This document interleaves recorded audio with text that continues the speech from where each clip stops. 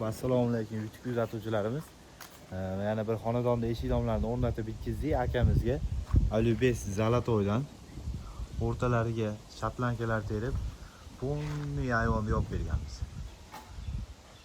Xo'p, buni tanishtiradigan bo'lsak, Alubes alyumin Zalatoy rangda yodoviy oyna 2 qavat orasiga shotlanka gullar terganmiz.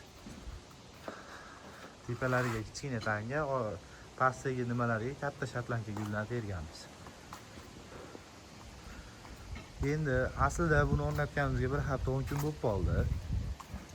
Bu tarafga ham mana o'rtacha alubesdan eshik domlar qo'ydik. Chotki qilib. Bu yerda bitta hammomlari bor.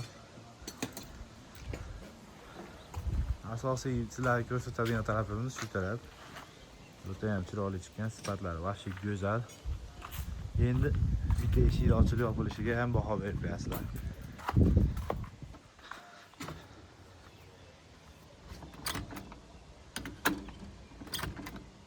Malibu bo'lib ketgan. Shunday sifatli xizmatlar kerak bo'lsa, bilasizlar, o'zingizlar kimga aloqaga chiqishdi, akfachi bolalarga aloqaga chiqa olasizlar. Bemalol pastda nomerlar bor. Bemalol telefon qilib, nima xizmat bo'lsa ayta olasizlar. Vodiy bo'ylab alyumin deysizlarmi, plast deysizlarmi, termo deysizlarmi, libo holatda eshik-romlarni chiroyli qilib o'rnatib beramiz.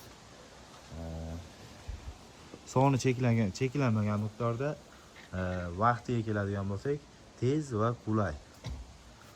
Bemalol aloqaga chiqa olasizlar.